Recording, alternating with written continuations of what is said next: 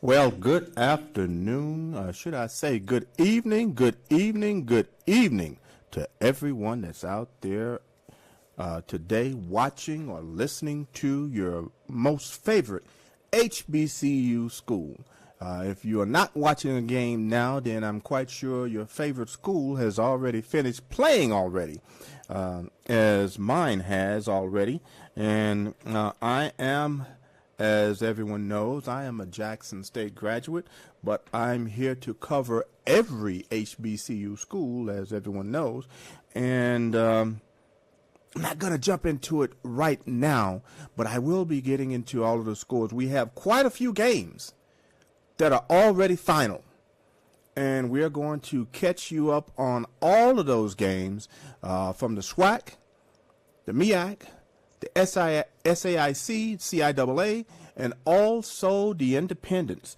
There's quite a bit of sports that's out there today. And I'm hoping that if you're not watching a game, you're at the game, or you're just taking the time to listen to the scores on this show. And as a matter of fact, instead of me holding you up any longer, let's take a look at these scores right now as I go ahead and pull up this scoreboard here for us to take a look at. Just hold on one quick second. I had this pulled up, but I want to make one more slight adjustment here for everyone to see. And that's it. Beautiful. So let's go ahead. Let's go ahead and jump into these scores right now. And hopefully you'll be able to enjoy these scores one way or the other. So let's take a look at the independents right now. So right now, North Carolina A&T, they're taking it on the chin here in the third quarter. And they're being defeated by the Duke Blue Devils by a score of 42-6. So they traveled down to Duke, and right now, my gosh, it is in the third quarter. And like I said, the score is 42-6. Hopefully they can turn this thing around and at least score a few more points in this particular game. Next we have Florida Memorial. They're at half, and they're playing against Warner Royals, and they're leading this game by a score of 35-3. Another game that's up right now, and these scores are coming to you courtesy of the yourstreet.tv HBCU website scores that is. And next you have, as you can see, Tennessee State. They're losing to Middle Tennessee by a score of 14-0. And that game is in the first quarter. As you guys know, Jackson State played Tennessee State this past weekend, and they defeated Tennessee State by a score of 16-3. So Tennessee State was able to play a much tougher game against Jackson State, since that was a rivalry game.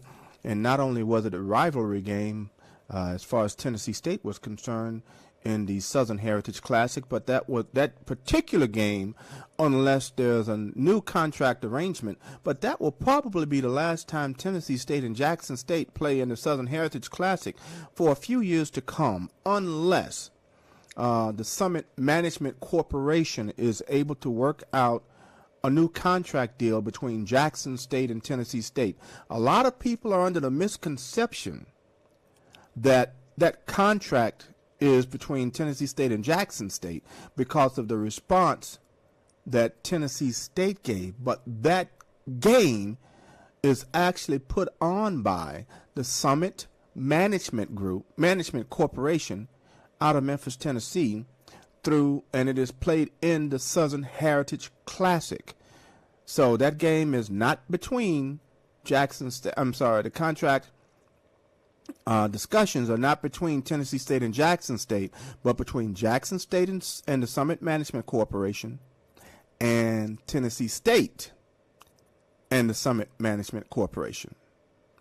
A lot of people are mistaken when they think that. And one thing I will say, and I'll leave this subject alone since that was last week, a lot of people feel that this was something that Prime Time started in terms of wanting to get out of this contract. I have it under good authority. I was able to talk to someone that was very close to this, and they indicated that there was an issue with the contract well before Coach Prime was even a thought at Jackson State, and even before our current athletic director made it to Jackson State. So for those of you who feel that this was something that Coach Prime thought of and Coach Prime wanted to get out of, no, that is not the case. And if anyone has questions, please contact me. You should be able to get in contact with me through my website. That's yourstreet.tv. So if you have any questions, let me know. And even if you want to give me a call, that's 317-879-9049. And again, this is Michael Jefferson with yourstreet.tv on Block Sports. So if you have questions or doubts of what I'm speaking of, just give me a call. But anyway, as we continue on with the scores,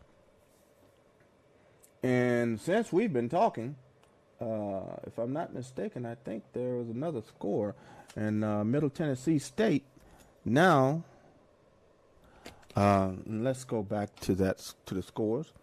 Middle Tennessee State is, as I said, is leading now by a score of 28-0. And these scores are updated. And as you can also see, Hampton has defeated Norfolk State. And of course, as you know, Hampton is no longer in the MEAC. Norfolk State still is. And Hampton defeated Norfolk State by a score of 17-7. Yeah, a lot of these schools that you think is supposed to be doing a lot better, they're really taking it on the chin. And I'm kind of surprised at some of these scores, as you will see, and some of them are very surprising, as we will get into them. And so let's take a look here at the SIAC and the CIAA.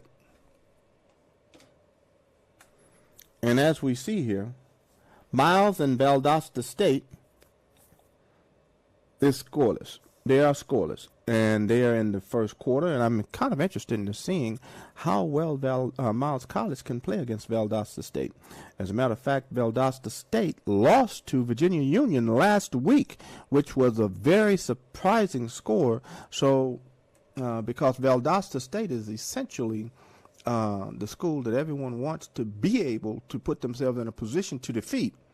But Virginia Union defeated Valdosta State last week. So congratulations to Virginia Union for pulling off the upset. A lot of people look at that as a huge upset, but we will see how not only how well Virginia Union will play today, but how well Valdosta State will play in what they hope to be a bounce-back weekend.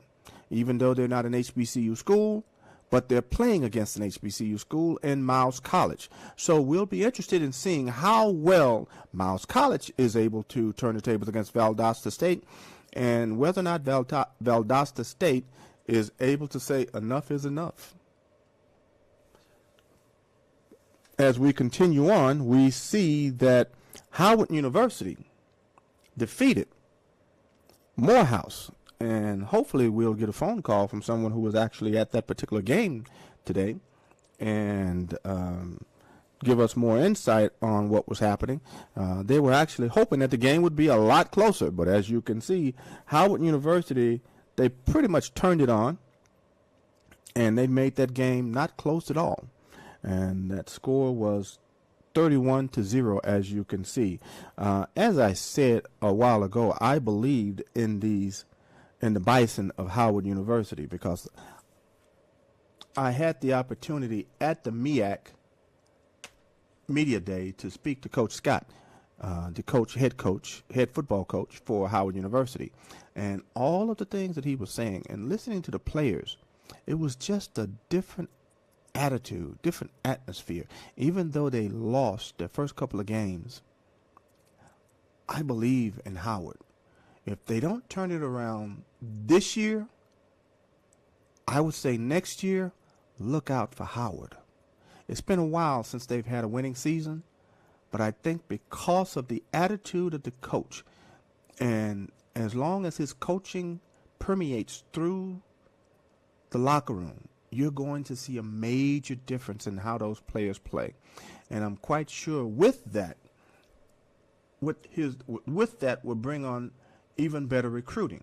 I had a chance to talk to some of the alums, and the one thing that I even joked with them because I marched in Jackson State Sonic Boom of the South, and I said, why is it that Howard doesn't have a larger band, and they don't have this or they don't have that? And the only answer she could give me is that we focus more on academics. Yes, we happen to have sports because a lot of other schools have sports, and we also want to attract athletes, but we're more so focused on academics. That was absolutely nothing I can say. As a third-generation teacher, and still teaching right today, and if you remember, all athletes that go to college, they're called student athletes. Not athletic students, but student athletes. So the student is first, hence the reason why they're in school to receive an education, and they just happen to play sports. So very good answer for Howard University. But as I said, I look for the Bison in football. They've already shown what they can do in basketball for the Lady Bison.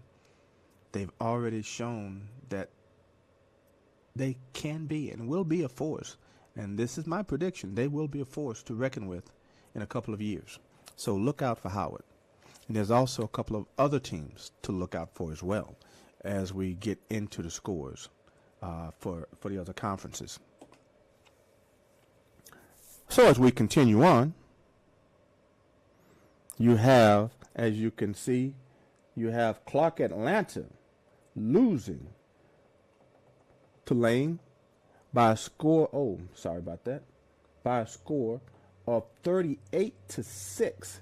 So Lane is doing very well right now, and as you can see by them defeating Clark Atlanta, I was able to talk to a lot of alums from Clark Atlanta, and they believe that, hey, this is the year. And as we continue to go down, we see that Tuskegee is getting on the winning track by defeating West Alabama. And they defeated West Alabama by a score of 13-10. So congratulations to the Golden Tigers of Tuskegee University. And as we continue on, we see the Allen Yellow Jackets losing to Fort Valley State. So congratulations to Fort Valley State for continuing on their winning ways, defeating Allen University by a score of 29-27. And as we continue on with the SIAC, we see that Kentucky State lost to the Dayton Flyers by a score of 46-3. And last, the train keeps on moving for Albany State as they play schools within their division. And Albany State defeated Shorter by a score of 42-20. So congratulations to Albany State as they continue to keep that train on the tracks.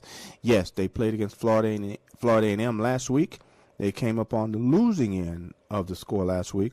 But as you can see, this week, Albany State kept that train rolling. And based upon how they're going for the next couple of weeks, they're going to be a tough out for anyone to defeat. So let's continue on now with the CIAA. And with the CIAA here, and let me see if I have anyone trying to get in. Well, apparently not. But let's take a look at the CIAA. And you have in the fourth quarter, you have Virginia State leading St. Augustine's Falcons by a score of 21-7. Elizabeth City defeated Winston-Salem Stephen A. School. They lost by a score of 20-17 to Elizabeth City. And next we have, let's see if I can get the cursor over here. And we also have Johnson C. Smith losing to Shawan by a score of 32-29. And as you can see, my scoreboard is constantly updating with new scores or adding on scores as need be. If someone scores, I should have an update very soon. But yes, you have a lot of these schools that are playing, and as a matter of fact, some of the schools are not listed in here. One in particular that I really wanted to talk about, that's not listed, and I'm looking for them in here. And yes, I do not see them. I see Albany State, but in the CIAA, I do not see the other school. So what I will do is I will take advantage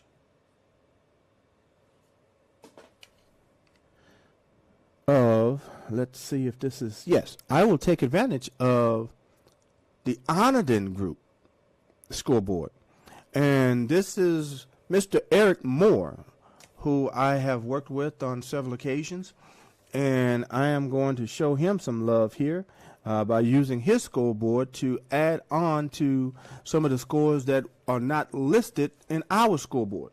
So let's go to the Onedin Group scoreboard to show some of the scores that are not listed on yourstreet.tv. And as you can see here, there are a few extra scores here, but the one score that I wanted to talk about more than anything else is, as you can see at the top, starting on the 17th of September, Shawan defeated Johnson C. Smith. But that second score, Shaw defeated Bowie State by a score of 17-14. Bowie State is now 1-2. And for Bowie State, this is unfamiliar territory. As I said, for Bowie State, this is unfamiliar territory. And I'll show you why I'm saying that. Let me see if I can pull up their schedule, the standings right now.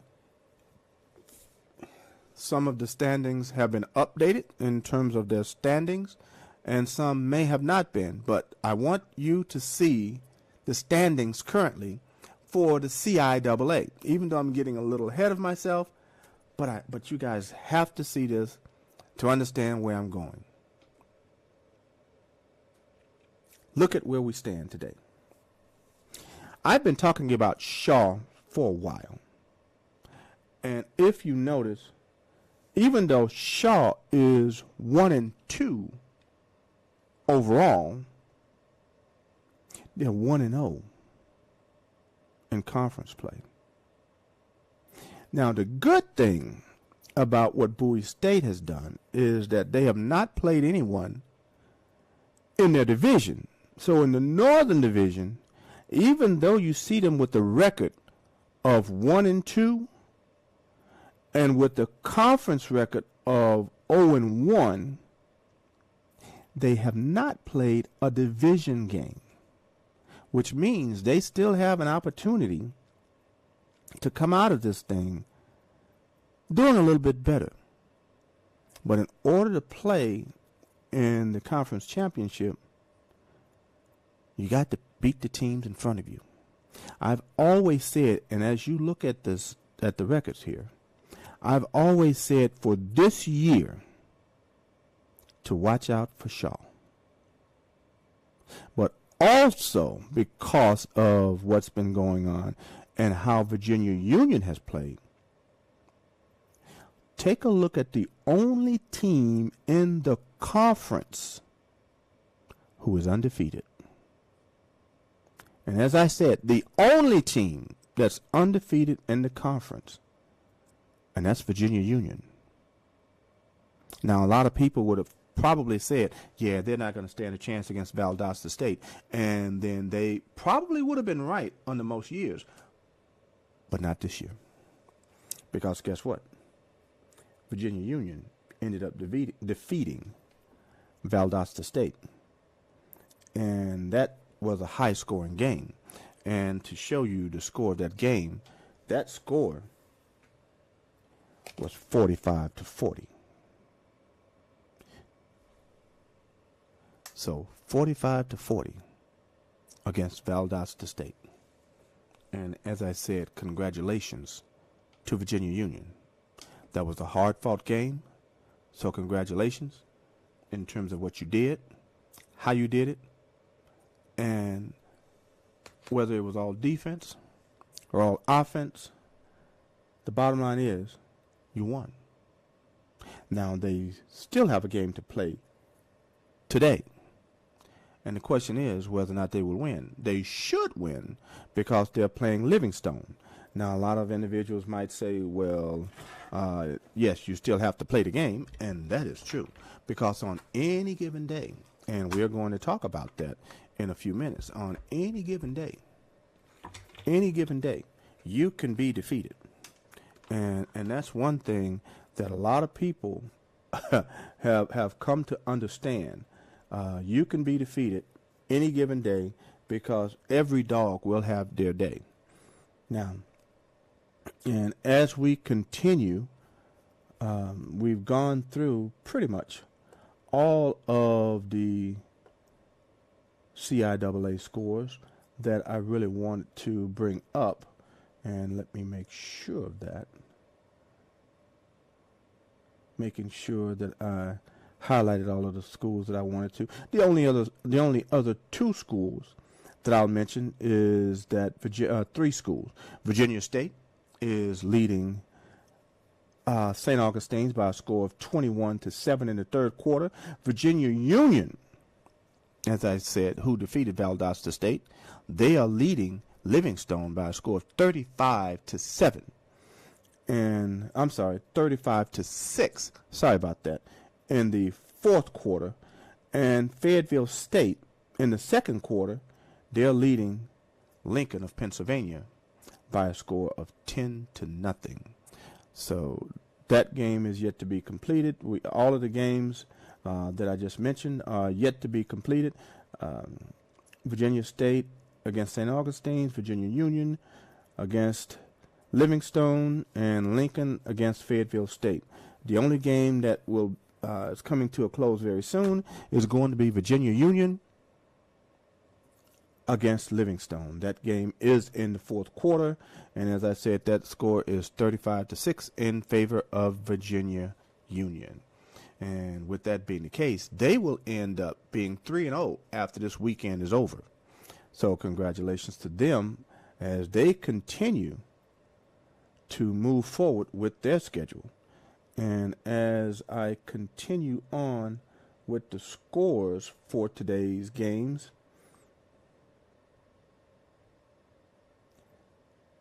okay, want to take a look and see what we have here as we, oh wow, huge upset.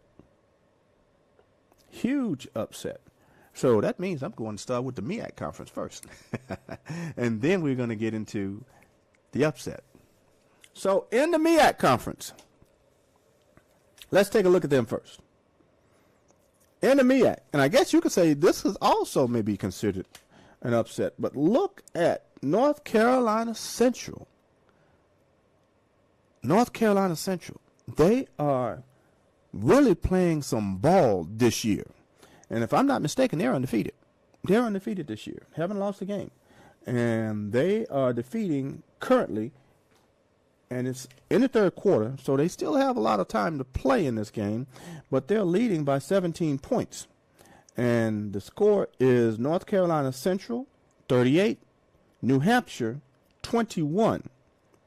Great game and great, the only thing I can say is great play calling. They were only a win away from playing in the Celebration Bowl. And as a matter of fact, each coach for South Carolina State and North Carolina State, North Carolina Central, they've been bantering back and forth about playing in the Celebration Bowl. So, but the only other time that North Carolina Central played in the Celebration Bowl, they lost to Grambling by a score of 10-9. So I'm quite sure they want to go back to the Celebration Bowl and redeem themselves. And we'll get to that about their potential opponent, even though hardly anyone has gotten into conference play, even though there have been one or two games played, but there's a lot of game time left, a lot of game left to be played.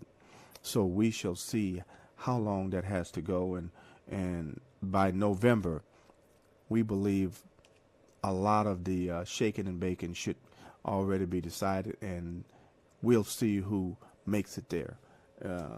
But there's a lot of football to be played. But let's continue with the scores from the MEAC.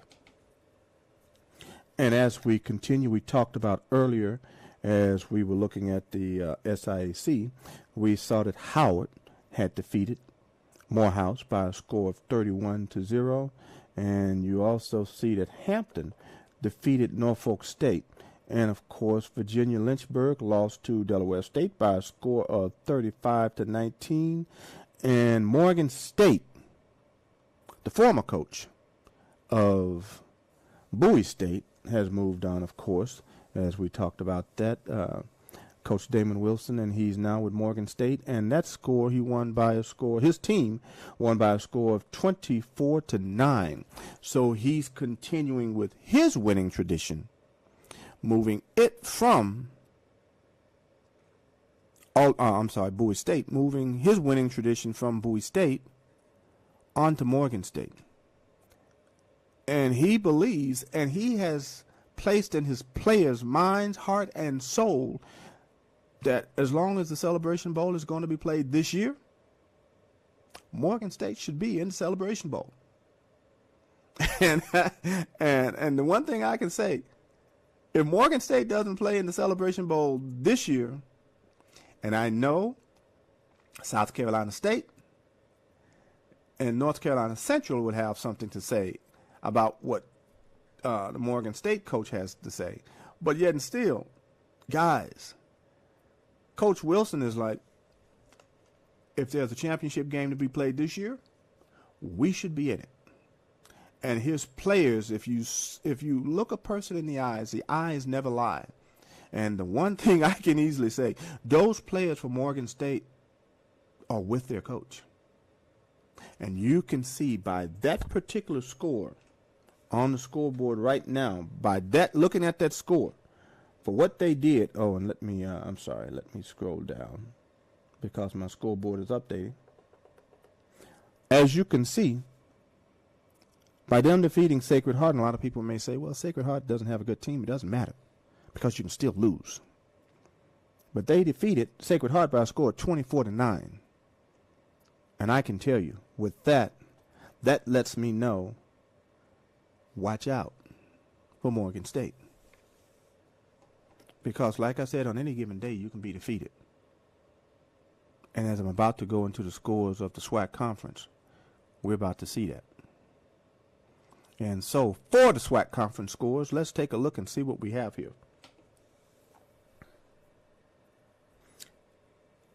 Unfortunately, for Mississippi Valley, they are still winless. And I'm actually surprised that they're still winless. But they're losing right now at halftime to Delta State by a score of 18-0.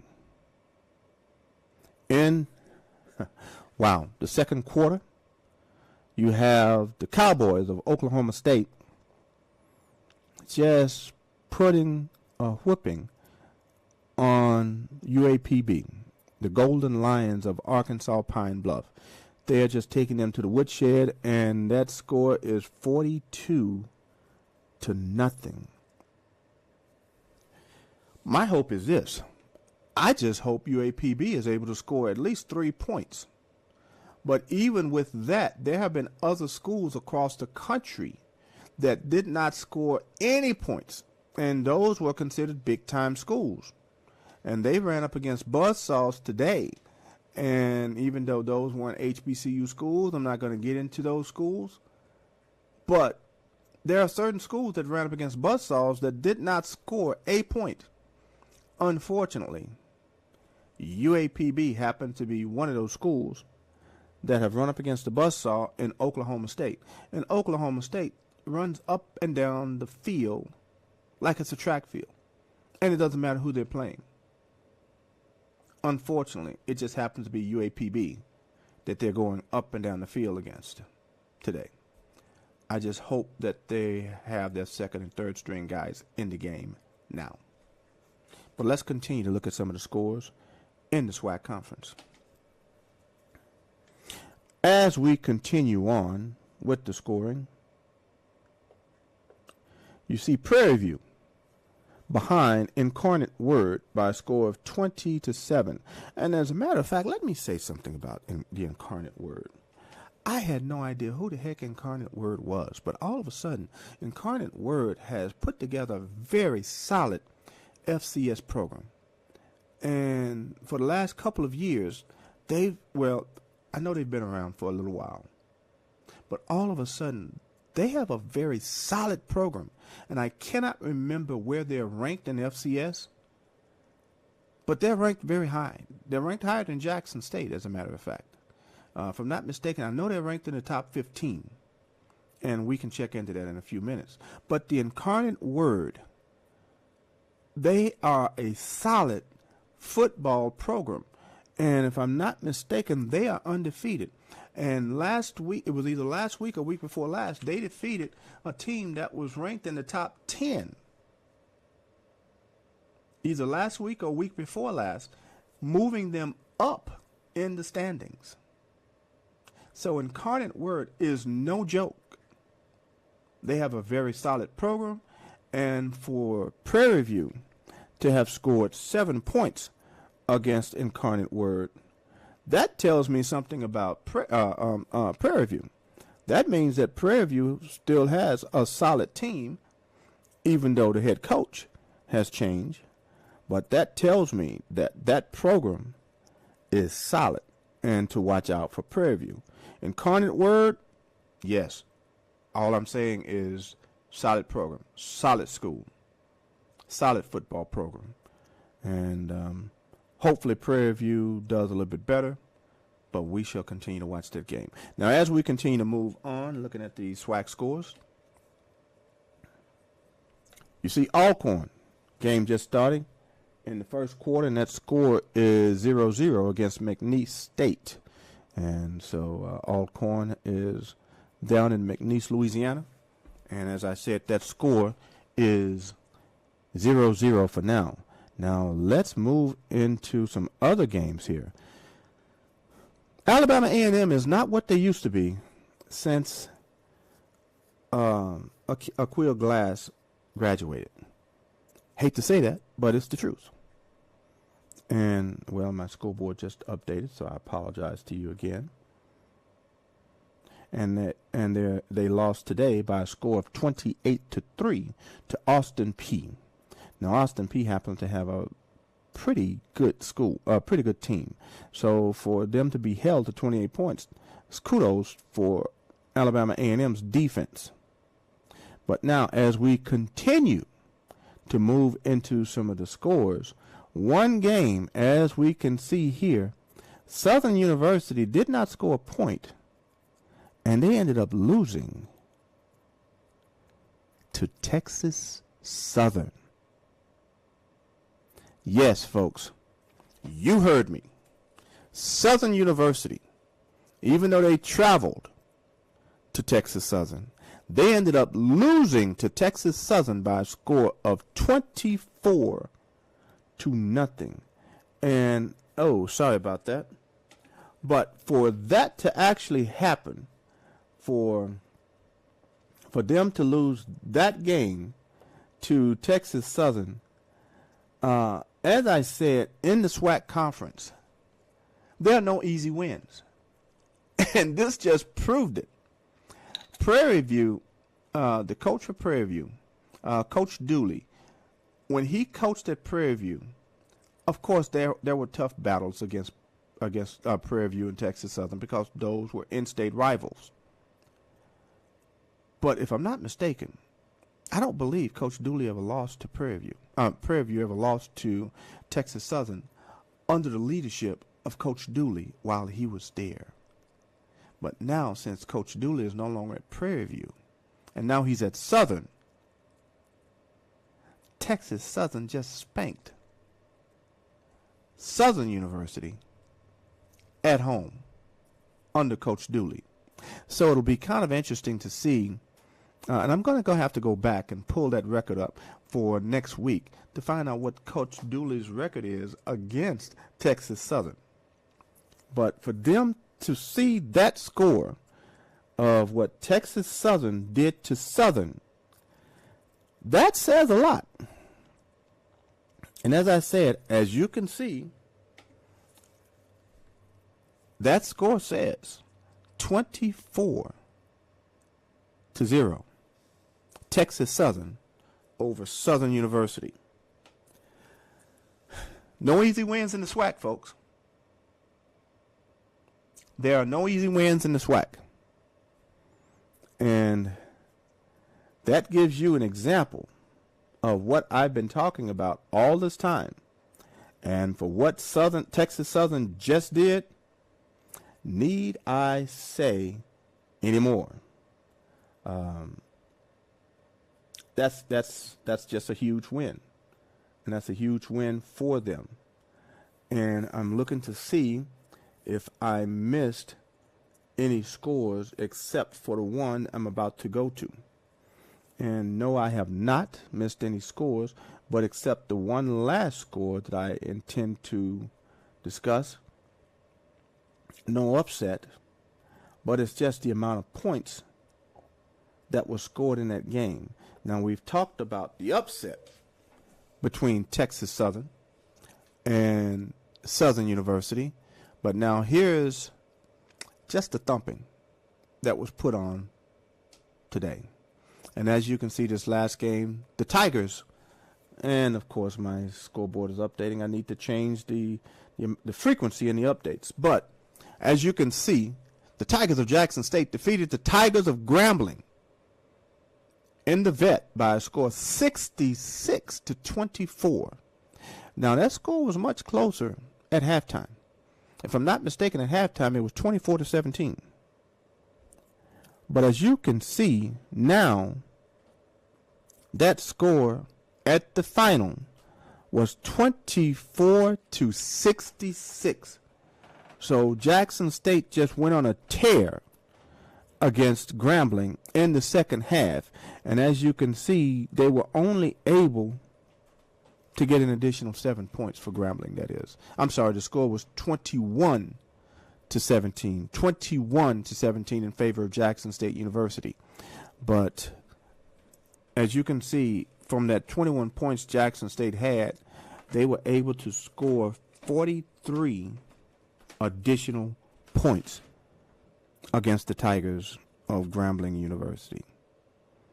So, but the one thing I can say in this particular game, that Grambling, out of all the schools so far, that Grambling has played better than any other school against Jackson State so far. Just giving you an idea of the scores. Florida A&M lost to Jackson State by a score of 59-3. The next game Jackson State played was Tennessee State. Tennessee State lost to Jackson State by a score of 16-3. So for the first 2 weeks, Jackson State only gave up 6 points. But look how many points they scored. 59 points in the first game. And fortunately for Tennessee State, who came out with a pretty decent defense, Jackson State scored 16 points, but the defense was still only gave up 3 points in the first 2 weeks. But in week 3, Grambling scored 24 points. So that says a lot about the Grambling State Tigers, that they were able to score 24 points against that defense of Jackson State University. So did they see something that helped them to be able to score 24 points? Of course, Grambling's defense didn't have an answer for Jackson State's offense because guess what happened? As we just saw, Jackson State's offense was still able to put up 66 points. First game, they scored 59. The second game against Tennessee State, and as a matter of fact, I was at that game against Tennessee State and Jackson State in Southern Heritage Classic and talked to a couple of fans, and they said they were very disappointed in the game. And I thought they were Tennessee State fans, but they were Jackson State fans. And one of the gentlemen said that I was very disappointed in the game. I said, what do you mean? And he said, well, I was expecting the Jackson State the Jackson State team to show up that played against Florida A&M. And my answer to him was, well, you have to take this in consideration. Tennessee State rose to the occasion. And they really played their heart out because they wanted to win, even if Tennessee State is just getting lambasted this weekend. But they wanted that victory more than anything else in the world because of what they felt that Jackson State was doing, pulling out of the Southern Heritage Classic and maybe not having the opportunity to play Jackson State in the next few years. So Tennessee State played with every fiber in their body to win that game. Of course, the offense now, in some cases, the offense did move the ball in between the 20s. But they couldn't push it any farther. And Jackson State was able to turn the ball over.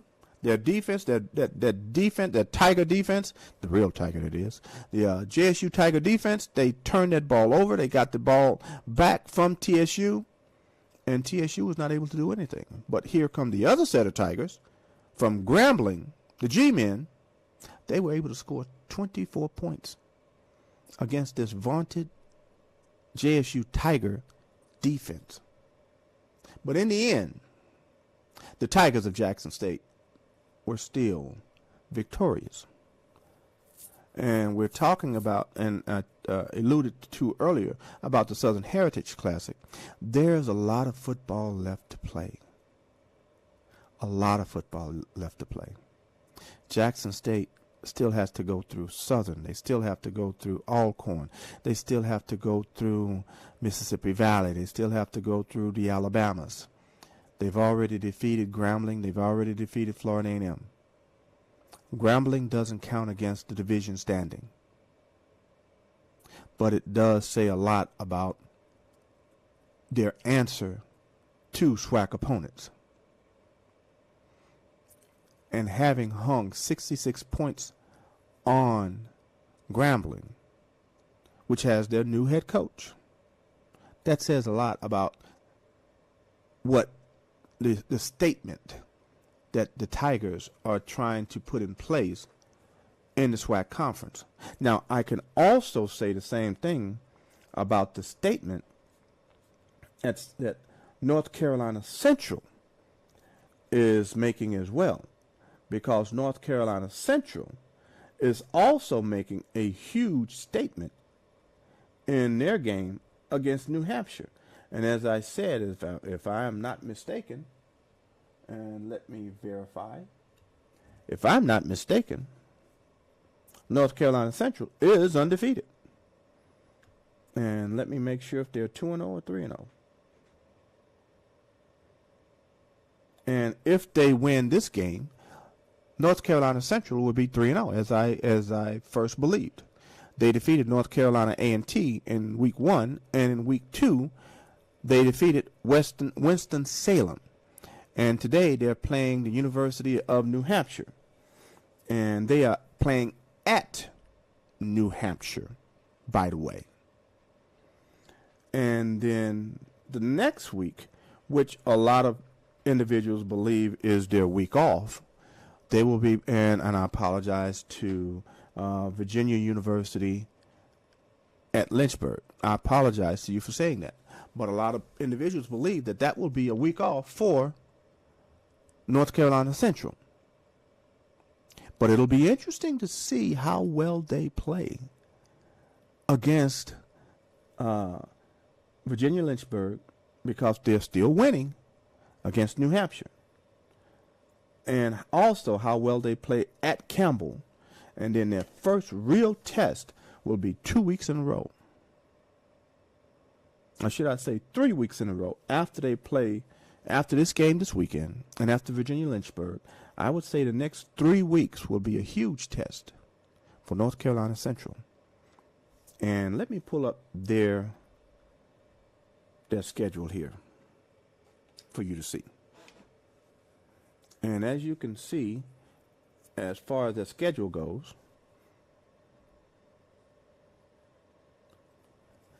after Virginia Lynchburg, they play at Campbell. Then they play Morgan State at home. Then they play at South Carolina State. So they have what a lot of people believe is a week off against Virginia University of Lynchburg. And then they play at Campbell, then Morgan State, then South Carolina State. That will be a rough schedule for them. That will be a determining factor of how well they play the rest of the season.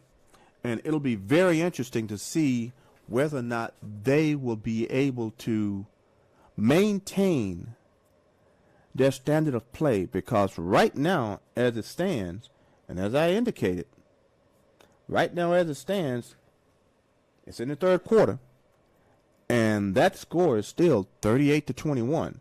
And I will double check one more time, just to make sure in terms of my scoring and the scores that we have, that yes, it's in the fourth quarter. And North Carolina Central is still leading by a score of 38-21. So unbelievable in terms of what North Carolina Central is pulling off today. And I'm hopeful that they're able to pull off this victory. And if they're able to pull off this victory, then congratulations to them. And I'm hoping that they're able to pull it off and then which will really set up a huge matchup in a few weeks between North Carolina Central and South Carolina State. And now with me, I have Mr. Orlando Hughes. And Mr. Hughes, can you hear me? Oh, you just froze up on me.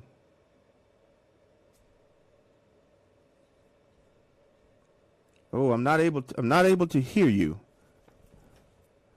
Maybe on my end. Let me see.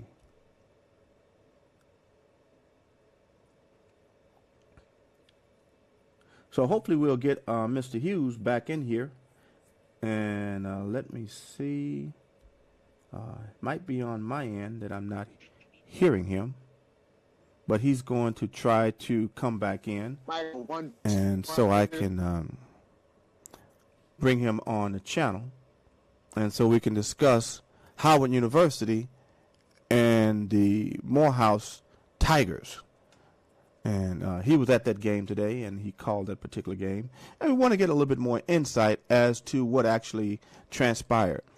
But as I said, as far as some of these other games are going across the country, this year I'm looking forward to a great football season.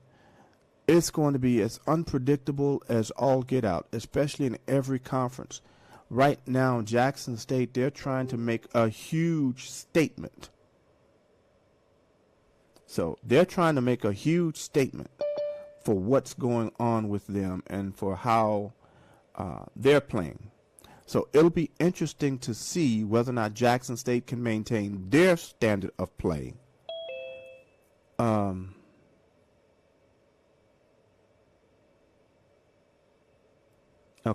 Whether or not Jackson State can maintain their standard of play in the SWAC. But like I said, my goal is to see whether or not in the MEAC conference, whether or not North Carolina Central can maintain their level of play. Because right now, North Carolina Central, they're taking no prisoners, and they are really winning. And as I said, right now, North Carolina Central, in the fourth quarter, and that score has changed. And the score for North Carolina Central is now 45-27.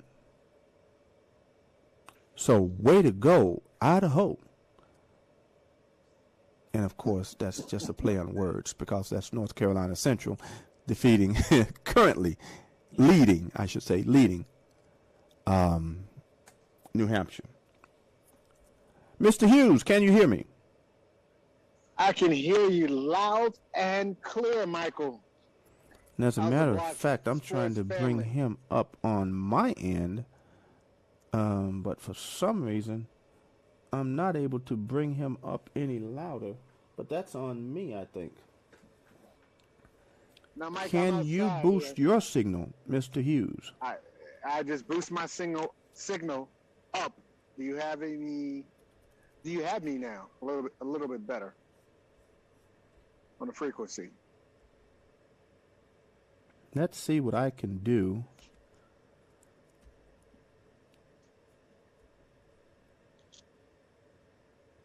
To boost my signal. What about now, Mike? Yeah, because I can hear you very faintly.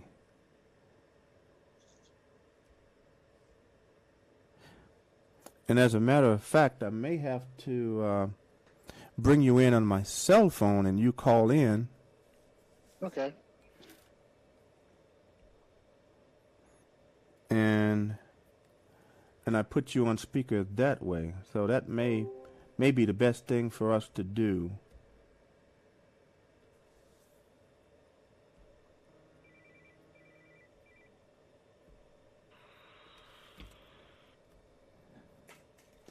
Mr. Hughes? What about now, Mike? How are we? Excellent. Yes, I can hear you quite well, so I'm going to put my phone right up to my microphone. So how are you doing today? Tired. Extremely tired. I don't know if it was today or the combination of the entire week. But mission accomplished. Awesome. Now, the game you attended was Morehouse versus Howard University. Correct. At MetLife Stadium. I won't call it by that other name. It hosts a couple of Pee Wee football teams. Understand. Understand. Well, I tell you what, since I have you on the line here, why don't you give us a little bit more information on how well that game was played today?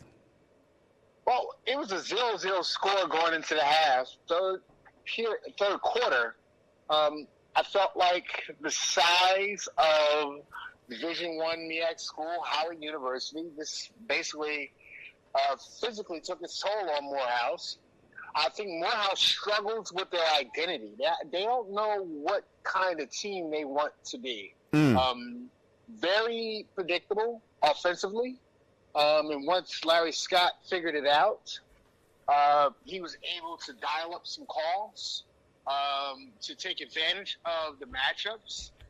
But Morehouse was there with them. And I had used the analogy during my broadcast that when you smack your big brother, you better kick his butt, because when your big brother gets up and gathers his ABCs together, he's going to beat you 6, 7, 9s and 2 RTs. And that's what happened. So it fell apart, and they were just overmatched. And it was to be expected. I didn't expect Howard to start off so slowly, because Morehouse was dominating the line of scrimmage on both sides. Oh, really? But in the third period, going into the fourth quarter, not period. I'm still on basketball move. Howard, 2 consecutive fumbles, which set up Morehouse with perfect position at about the 37-yard line. First series, they kind of methodically moved down the field and scored a touchdown. The second turnover, they went right up in the air. First play after the turnover, scored a touchdown. And it was pretty much over. And the other points were more or less, I have better talent than you do points. I put a young, true freshman from Florida, and like most Florida kids do, they can run. They can run. And he came in, he ran, and he showcased it. And it was so nice to see. His mom was there, and somebody gets a hats off for their production, because they found his mother. So they found his mom. So you guys found his mom and was able to talk to her, huh? Right. But it was good to see. I saw some brothers from the HBCU Pro Sports Alliance. Awesome. Which you and I are both a part of. Tony T. McLean from BASN Sports News came down, and he substituted. He was my color guy, because my guys weren't able to get up there. And then Trevin Jones was there as well, made some connections. But we were pretty much isolated in a box individually. I heard some broadcasts, but when you hear stuff in real time and you go back and listen, right, and you think that it's bleeding through your system, it wasn't bleeding through my system. Okay, that's good. That's good. Yeah, so now I'm here. I was not fed. I have extreme objections to it. Gotcha. And I'm not giving them no pardon, because they're not giving Block Sports any money, but a nice little place halfway between Philadelphia and New York City. We are here. But I remember that Mike Jefferson called me. I must answer the phone. Oh. Well, the one thing is that we've had the opportunity to be on each other's show, and I must always give love to individuals that I know do a great job. And that's when, especially when I found out that you were going to be at that particular game, that's why I wanted to make sure that we had the opportunity to discuss that particular game and be able to talk about it as we discuss all of the other sports from today. It had an HBCU feel, because that parking lot for an NFL stadium was jam-packed. Really? Now,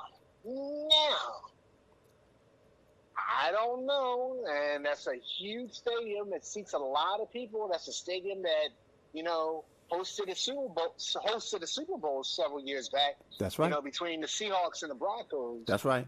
But I didn't think that people came into that stadium. But you know how HBCUs do it. We'll show up at the tailgate. We'll tailgate all day, all night. All day, never go in the game. But did they show up during halftime? That's what I was anticipating, but it was not the level.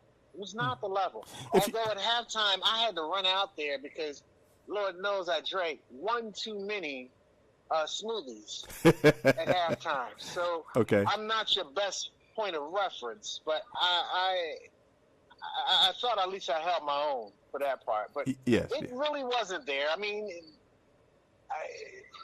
we can get in depth and talk about what it was. But there were some issues. Now, some people will give the benefit of the doubt. It was the first classic. Right. But when you come to the number one media market in the country, you have to be ready. You have to do better than that. Now, let me ask you this. What was the estimated attendance at the game? Did they make that announcement today? No, they never did. And that was something that I would have heard. They never did. Okay. But, I mean, the people at the stadium, for them being a bunch of New Yorkers and New Jerusalem people. Yeah. That's what I call people from Jersey. No offense. I'm, it's an eternal rivalry that I've held for almost 50 years of my life. So don't be offended, your listeners, unless you're from that area. Then you understand it. Understand. Rivalry.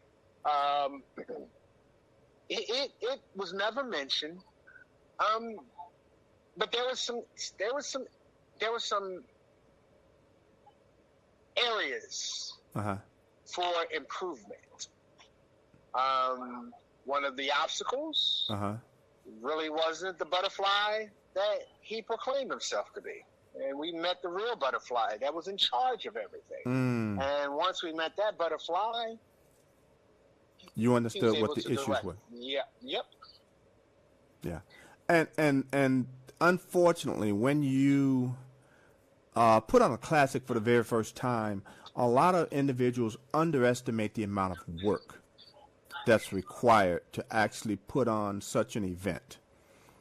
And even for those who have put on an event like this, there are still issues going into the second, the third, and the fourth iteration of that event.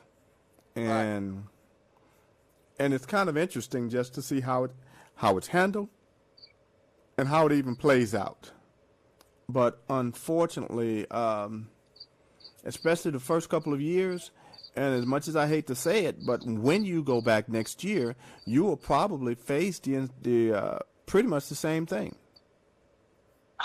Mike, don't tell me that, man. I gotta eat. I stepped outside of this establishment to join your broadcast, and you've always been great to me. But don't sour my stomach because I'm hungry, and I have some blackened catfish waiting for me when I step back into this restaurant. I must eat. Yeah, when we get you to the Northeast corridor, whether it be Philly or New York, and you will be here next year, we will ensure that. Yes. Aside from some logistic issues, you could have been here today because I didn't see any reason why not. Like, the space that was occupied by KRSB Network, Block Sports could have been right there, and you could have done what you do, and in conjunction with what we do, and I wouldn't have had any issues with that. Well, I tell you what, and the game was broadcast live by ESPN, correct? No, it was one of those CNBC people playing. I'm sorry, that's right. Yeah, I'm you sorry. see birds at the zoo. They call it somewhat a peacock. I don't know. Understand. I don't give them any publicity, credibility. or acceptability. Understand what this is something sounds like that we should take a look at. And, Definitely. But you mentioned something, and it's funny because I had the females in my group up at the broadcast, and what's happening with South Carolina State yes, and North Carolina Central, what we projected, and that's the beauty of who we are as a corporation, we could adjust. We are going to adjust our schedule to be around that funny man from South Carolina, Buddy Pugh, and also that man that kept us in the media press day for the MEAC and talked to us well after his time was up, and that's the head coach from North Carolina Central. yes. And that's going to be a real matchup. I didn't see what Delaware State – actually, Delaware State won today. They were playing a JV team. But Delaware State is also someone that we need to pay attention to because defensively, Yes. they're holding their own. Yeah, Delaware State is really doing well. As a matter of fact, let's see what their I don't believe that the record has been updated yet. The score for each team. Let me see. But They won today, that was for sure. Because they beat another team. They Yeah. were playing yeah, they're 2-1. Pittsburgh. Yeah, they're 2-1. But defensively, I'm impressed with what I've seen from Delaware State. And heaven knows, that's probably why it's such nice weather, because I'm giving credit where credit's due to other people. Yes. But Coach Milstead is doing his thing. I like that team. I love what Central's doing. Heaven knows why did I just say that again? Spoken into the universe. But Central's doing their thing. Now you have to let the fans know why are you giving them credit, and it's because you graduated from where? I graduated. I'm actually not going to say that school, even though you asked me to. But its colors green and gold for undergrad. They've Upset you. Alienated themselves off of. I don't do Christmas lists, but whatever list I decide to do eventually before I pass off of this planet, they've alienated themselves from it, and I will never forget because I am half elephant, half Long memories. Yes. I've been there. I have been there. The problem, Mike, is your company, my company. There's a couple other people that are out there. We broadcast for the conferences. We don't broadcast for a school, and that's fine with the school. Yes. We are here to elevate the next generation, the current generation, and elevate the past generations of HBCU sports. That's right. Although I graduated from Norfolk State, and I got a huge Norfolk State ring on my finger, it doesn't matter to me if Norfolk State wins, if they lose. You know, my money still goes to those people, although they treated me worse than Fred treated Aunt Esther on his worst day. Not good. You know, but my love, my appreciation is not these figureheads who are taking advantage and look like us. Yeah. They're taking advantage of HBCU sports.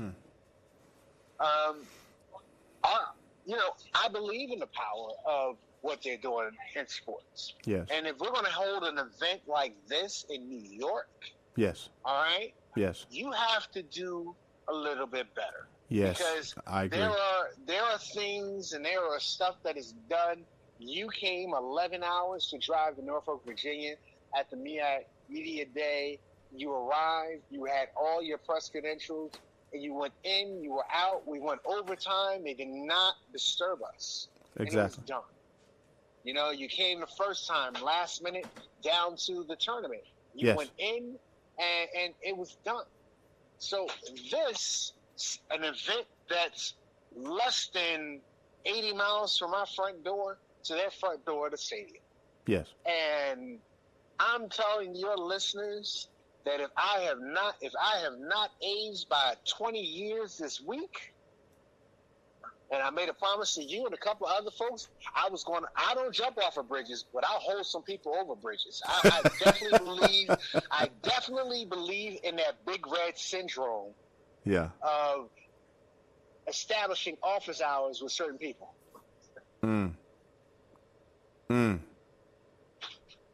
I understand. I understand what you're saying. I understand what you're saying. And I had this conversation with someone else that we must do better in order for others to want to work with us. Because if we don't do better, why would we even want to work or do work with others that look like us? Oh, listen, it's a fun thing to grab your listeners or anyone else that's listening to be able to take their minds and paint a picture in their minds, bring them inside the game, although some people were sitting at the game and listening. That's something that's there. That's a craft that I fully believe in. That's a craft that I want to share with current students and some future students, that whether it be high school, college, semi-pro, professional, the ability to tell a story, to articulate, use your words, especially as a young person of color. Yes. And a black person, that is huge. It is huge. And we always complain about the things that we don't have, but look at the tools that you do have. And take advantage of the tools that you have. Right. Good word. So, my brother, I'm going to tell you goodbye because that catfish is calling me. Yeah, I was about to say, because when you were talking about scores, it made me think about taking a look at some of the scores of today's games and seeing if there were any updates. And so far, Central, and as a matter of fact, North Carolina Central, that game has gone final. Wow. And North Carolina Central has defeated New Hampshire by the score of 45-27. That's big. That's big. That's big. That's huge. Make sure we celebrate with Coach on Monday morning. That's right. At the press conference, 10 o'clock. So and as a matter of, I'll be there. As a matter of fact, I have class at that particular time. So please extend him my congratulations. I will do that on your behalf. And you can check it out on YouTube later on that evening. Yes. But I'll say one thing. I'll apologize to my audience because we had some technical challenges, and you and I will talk about a little bit later. Yes. Getting ourselves started. And I believe in all conspiracies. I'm not one that say you're a conspiracy theorist. No, I invented conspiracy. So call me a conspiracy theorist. Doesn't do anything to upset my bloodline. But we had some challenges, and so for those folks that stuck through and held with us, we appreciate it. We are getting better. We are, as Mr. Jefferson said, a black media conglomerate. Yes, we are. And we're starting out. And there's challenges there. But eventually, we all learn what the house is doing with their cards, and we will overcome that. And we're going to make this happen. And whatever challenges that are there, trust me, as I get off this phone with Mr. Hughes so he can take care of his black and catfish, because ain't nothing better than black and catfish. But that's another story, because I'm starting to drool right now. But I'll talk to you, Mike. But hey, Mr. Hughes, look, you take care of business as I continue on. So tell everyone I say hello. And as he hangs up here, as African Americans, and as we look at all of these scores of these football games, and as we play football games, I've been doing this for 1 or 2 days. As you can see by this gray stuff here and in different places. We've been involved in sports for quite a few times. I have had audiences in the thousands, tens of thousands. Haven't made it to 100,000 yet. close, not yet. And I've had audiences of 5. But the one thing is that we're always striving to do better and always striving to bring you a better product each and every broadcast. But there have been some occasions where we have tried to go live in different event areas. And not only have we had challenges, but we also had our other peers that have had challenges as well getting on. As a matter of fact, at the MEAC SWAC challenge was one. We were late getting on, but one of our peers, they were having so many issues connecting back to the studio that they decided to scrap everything. We were late, but we went on. Whereas they were a company that did not look like us. And a lot of people feel that companies that don't look like us, and if you understand what I mean, they believe that everything works well with those companies. Now, I worked at Nexstar, and I was able to learn a lot. My boss, he loved this guy to death. Patient as all get out, but if you screw up, he's going to cuss you out. But it's nothing personal. And that's the one thing we have to understand. Because why? If you're doing this, ask questions so you can get it right. And we should not want to wait until the last minute to do everything. And that's our problem, is that we wait until the last minute to try to do stuff. I teach my students all the time, and yes, this has everything to do with football. This has everything to do with HBCU sports. And my statement to you is this. What we do, we should plan. We should prepare for what we're working on. And I teach my students that for video production. We should never wait till the last minute to try to make sure something is working correct. Now, unfortunately, when in the middle of setup, everything can work fine, except when it's time to connect to go live. And sometimes it could be something as simple as the encoder. One time everything was set up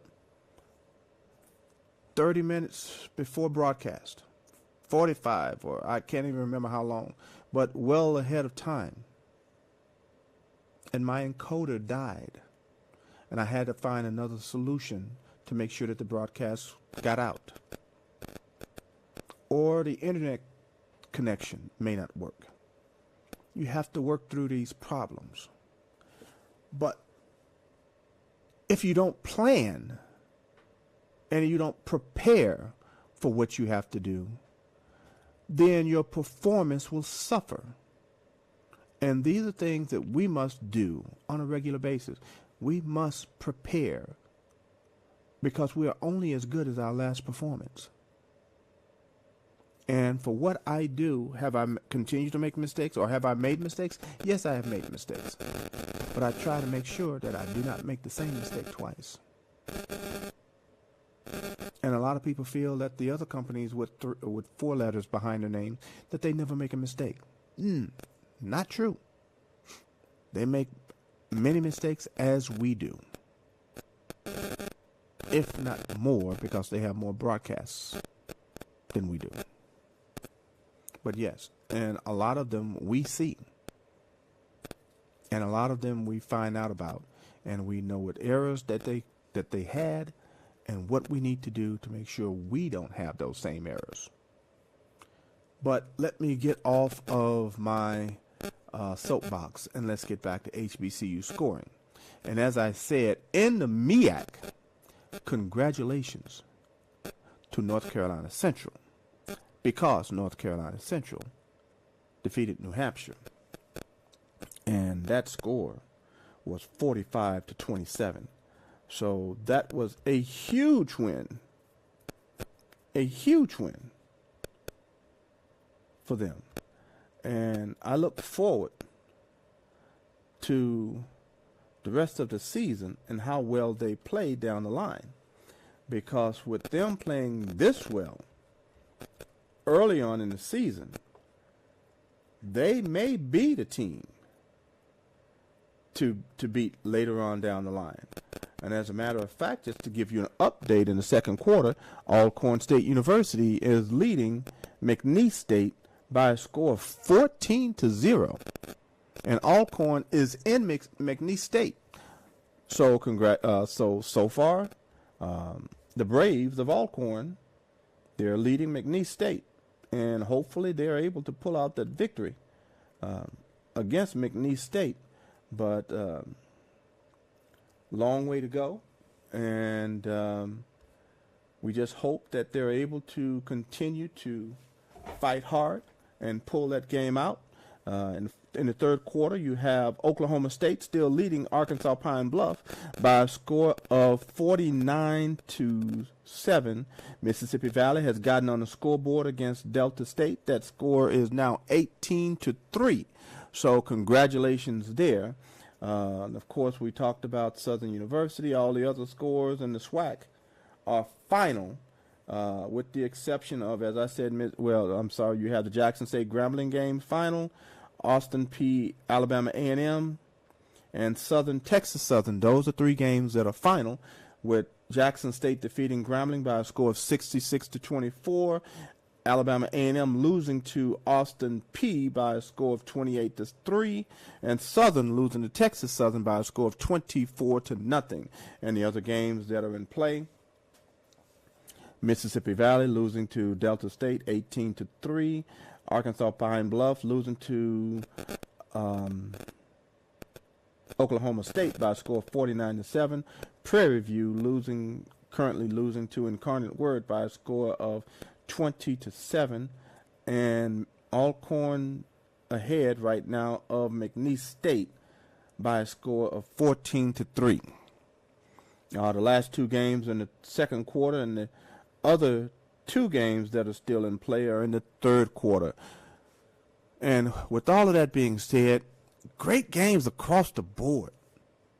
Just great games across the board.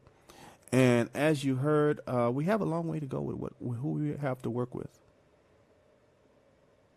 But, guys, support your local HBCU.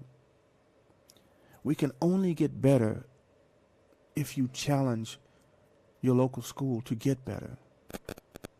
If you don't challenge your school to get better, you will always get what you've always gotten. And is that something that you deserve? No, it's not. But if you don't challenge your local HBCU to up their process, up their product for what you see, we will never get, notice I said we will never get any better. I choose to get better every day on every broadcast. And I want you to have the finest broadcast there is with all of the latest information. But the bottom line is, for everything that you see, challenge me, challenge us to make sure that we provide to you the finest broadcasts that are out there. And with that being said, folks, all of the scores and all of the updates have been provided to you. And I'm going to do one final check of scores. One game still remaining in the CIAA,